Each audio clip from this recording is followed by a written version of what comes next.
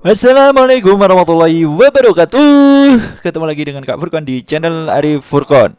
Pada video kali ini Kak Furkon akan berbagi informasi ya seputar spekulasi ya kan, spekulasi Bapak Ibu guru yang nantinya setelah membuka akun SCCSN itu keterangannya belum bisa ditempatkan. Ini ya semoga saja tidak terjadi ya Bapak Ibu guru ya. Ini semoga saja masuk yang 69% lah ya kan, 60%, jangan masuk yang 17% ya kan, 69% insya Allah ditempatkan tahun ini. Oke.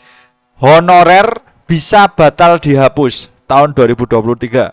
Keuntungan untuk P1 tidak penempatan, pilih setuju dan menunggu. Oke. Terkadang menunggu itu jauh lebih baik ya daripada spekulasi yang lain ya. Jadi menunggu terkadang lebih baik. Tapi terserah Bapak Ibu guru nantinya ya. Oke. Oke, ini ada kabar dari JNBC Indonesia ya Bapak Ibu guru ya.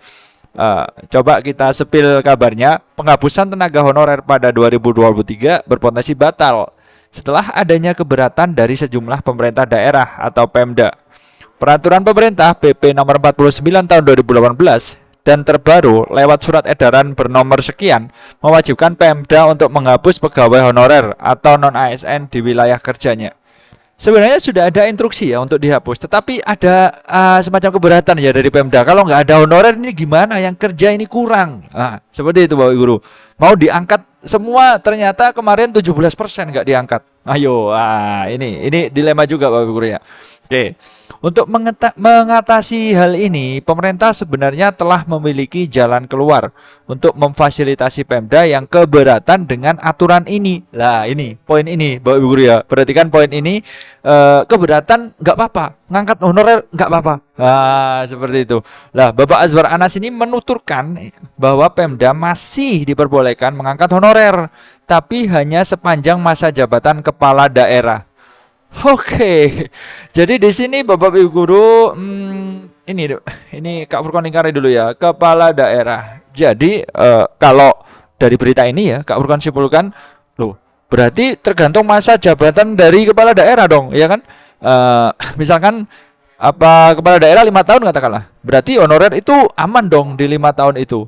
Ya, tidak tergantung pusat. Padahal kita lihat di sini, ini ada instruksi ya kan, sejak tahun 2018 malah ya Bapak Ibu guru ya, 2018 ini harus menghapus tenaga honorer. Tetapi di sini ada semacam kontradiksi ya kan, Bapak Azwar Anas itu boleh ya kan, masa jabatannya kepala daerah ya 5 tahun itu, berarti selama 5 tahun honorer aman dong. Seperti itu. Oke, jadi lanjut.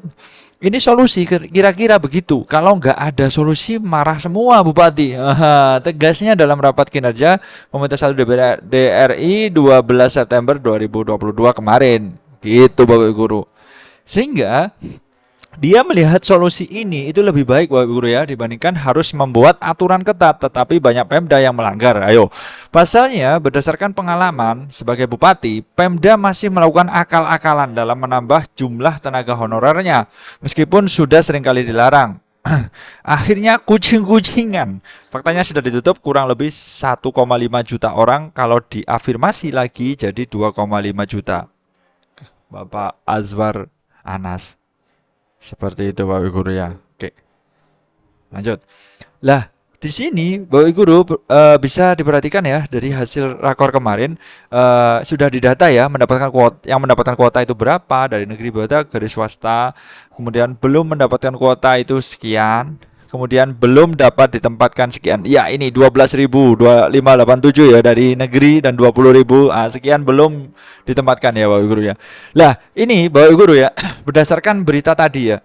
Lah, ini kita bisa main spekulasi ya Bapak Guru. Khususnya yang ini ya kan, 14% ini ya statusnya belum jelas.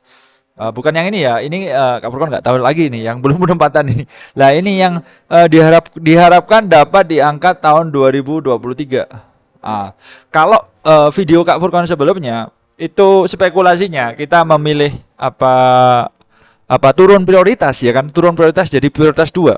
Lah, ini coba kita berdasarkan data tadi Bapak Guru ya. Ini kita data yang tadi lah ini. ternyata boleh, ya kan, boleh masa jabatan 5 tahun.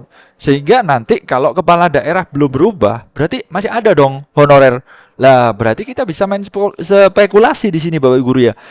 Dari sini 2023, jadi bahkan ini contoh yang Kak Furkon sering sampaikan ya, belum mendapat penempatan setelah login SHCSN, ada keterangan belum mendapatkan penempatan.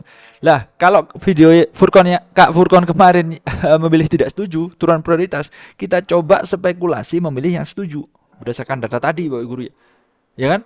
Kalau setuju gimana kesimpulannya? Ya ini tetap menunggu ya, sebagai guru honorer di tempat tugas saat ini. Intinya menunggu. Oke, menunggu ya kan, menunggu. Lah, kalau kemarin Kak Furkon memberikan keterangan, lah ini kan nggak jelas kalau 2023 honorer dihapus. Nah sekarang ada spekulasi bahwa kalau misalkan kita nunggu aja surat keputusan dari apa pejabat yang terkait ya Bapak Ibu guru ya, boleh atau enggak ngangkat honorer. Nah, kalau masih boleh 2023 ya mending pilih yang setuju Bapak Ibu guru ya. Meskipun secara spekulasi kalau kita milih yang tidak setuju pun itu juga apa kemungkinan juga ya kan, kalau kita masuk prioritas 2 prioritas 3 kan kemungkinan masih ada kemungkinan verifikasi berkas diangkat deh tahun ini lah seperti itu. Tapi semuanya kembali ke Bapak Ibu guru masing-masing ya, atau menunggu atau enggak ya kan, terserah Bapak Ibu guru. Kalau setuju ya menunggu, artinya apa? Artinya kita percaya dari kebijakan yang tadi Bapak Ibu guru. Kebijakan yang mana? Dari berita tadi Bapak Ibu guru. Ini diperbolehkan Bapak Ibu guru ya, diperbolehkan asalkan sepanjang masa jabatan kepala daerah itu masih ada, yaitu 5 tahun. Secara otomatis kalau 2023 di daerahnya Bapak Ibu guru itu ternyata belum ganti kepemimpinan atau bupatinya atau wali kotanya itu masih tetap, berarti kita bisa dong memilih setuju dan menunggu penempatan di tahun 2023. Seperti itu solusinya Bapak Guru ya, untuk khususnya untuk teman-teman 17% dan 14% ini ya yang belum mendapat penempatan ya di tahun ini. Bahkan yang 14% ini sudah divonis tidak mendapat. Ini bagaimana ini solusinya? Kan harus ada solusi setiap kebijakan ya kan, berdasarkan rakor kemarin. Ini kita tunggu saja solusinya dari pemangku kebijakan yang terkait. Seperti itu Bapak Guru ya.